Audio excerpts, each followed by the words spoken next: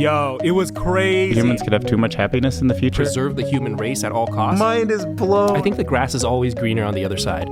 What's your just overall thoughts about like how powerful this tool is, especially if you imagine it a couple versions down the road? Anything come to mind in terms of guys and girls and dating and what people should be looking out for? Her is really fascinating to me. Oh yeah. Where the guy, for people that didn't watch, the guy's like talking to his like AI, and you know, you can say, sing me a song, hey, I'm really sad today, like, and you know, talk to me about it. And I think that could be really fascinating if we could get even close to that, because now you've opened the door to so many different things. So for example, let's say you're nervous for a job interview. Right. Now the robot can actually, let's say there's a physical form of the robot too. It can say, hey, I'm going to look up all this stuff on the CEO who you're going to interview with and the company, and I'm going to interview you and do a mock interview. Yeah, just to help train you for that. Yeah. And then you can train for it via like this robot and this AI. So I think it's really cool. And that's one idea out of millions that could potentially happen. For a lot of people, they just want the easy way out. I'm curious about that movie, Her. That character truly fell emotionally for the fictional character that the AI created. Like, do you think people should be okay dating robots or dating little earpieces that have history in their mind, that tell them the things they want to hear? Like, have you ever seen the people who like date Tamagotchis or robots or stuff like that? Like, what's your thoughts on, is that healthy or unhealthy? I actually used ChatGPT to write a fake script, because I have a newsletter, and I told it, write me a fake script on why sex robots are good for the world. And then write me one on why sex robots are bad for the world. What? Yeah, and it did a really, really, really good job. You published that in your newsletter? Yes, I did. What if people fall in love with these sex robots and they don't reproduce anymore, right? Will that be the end of the human race? And so... Mind is blown. Yo, that's what it was crazy. I was like, I can legit make a viral YouTube video using this script. So it gave me probably like a 2-minute script if I read it beginning to end, but I could expand on a lot of those things, right? Yeah. But yeah, going back to your point, I think it is definitely a possibility, because think about it like this. If there is, you know, if you've watched like Ex Machina, if there is like this human-like robot that is indistinguishable from an actual human, right, and you can program them to be your perfect person in every single way possible, right? Yeah. Physically, sexually, romantically, verbally. What is the benefit of then dating a human who is not going to be perfect for you?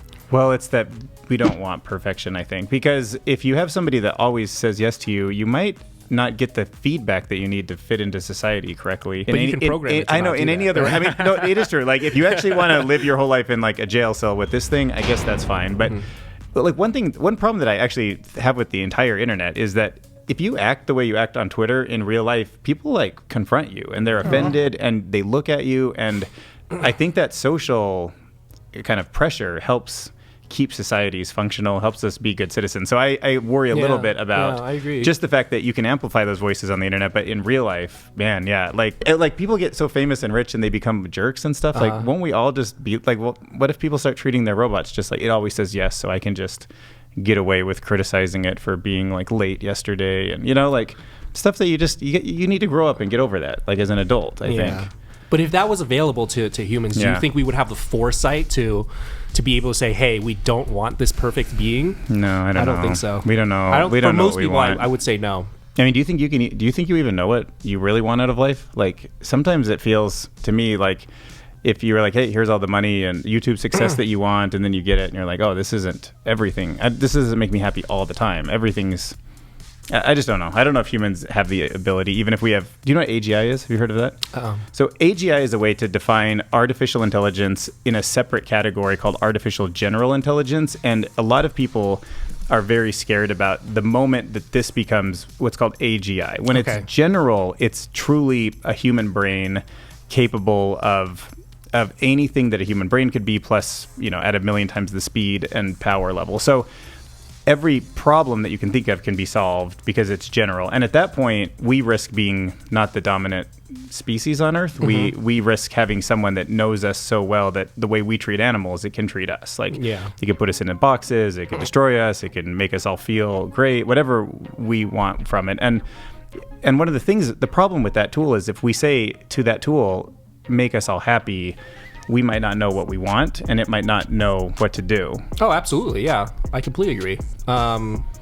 Preserve the human race at all costs. Okay, well, I will just put you into a Matrix-like thing like cattle. Right. Or just like make everyone happy. And it's like, sure, I'll just like inject you with this thing and you guys just sit in the corner feeling happy all the time. Yeah, and like just on heroin 24/7. Right. and like that's not what we meant. Like we meant happiness in this more subtle way that's full of unhappiness. Like you know what I mean? I want to be happy, but I also want to be like unhappy enough that I'm challenged and all of these like complicated things. And maybe it could figure that out, but it's very difficult. Yeah, it might get to a point though where you have these robots that are perfect and people love it so much, and then they realize that they want the imperfect thing, but now their brain has been scrambled to like this too much and they can't go back. Yeah. And it's like every human I date now is just like, if only they can change this one thing or these two things. And I don't think if you go to that AI side, it's going to be really hard to go back. Yeah. Well, in some sense, I've always worried that we are not able to handle the amount of happiness. Like, it doesn't feel to me like modern society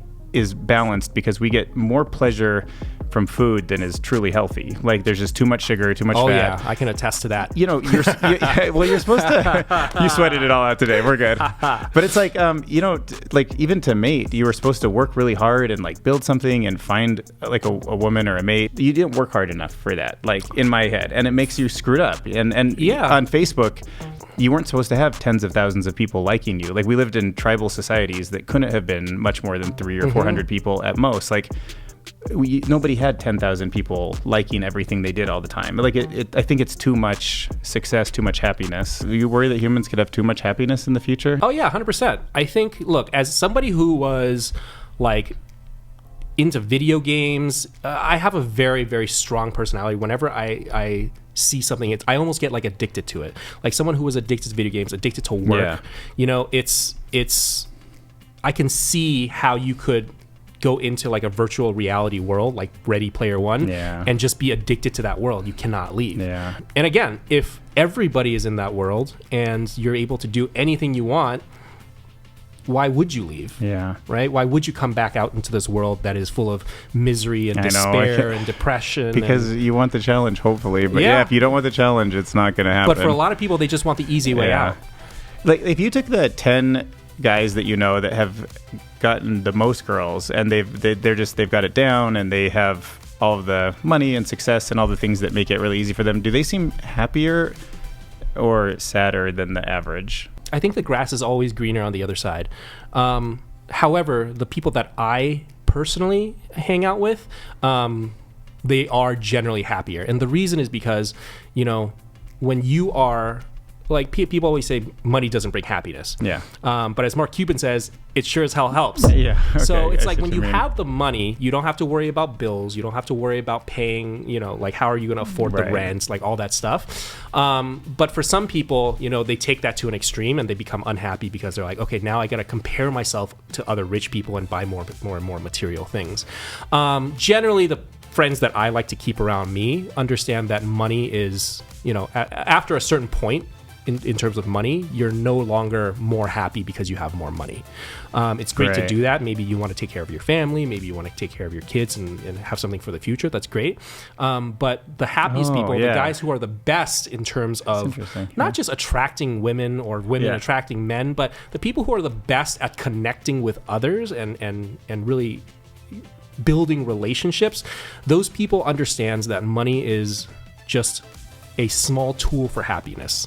And they understand that more, after like, let's say 200, 300, 400, 500, whatever amount of income, you're no longer more happy because you make more money. And I think if you have that mindset, you can live a very, very fulfilling life. Okay. That seems like a really good place to end it. So thank you so much. I appreciate it. Thanks.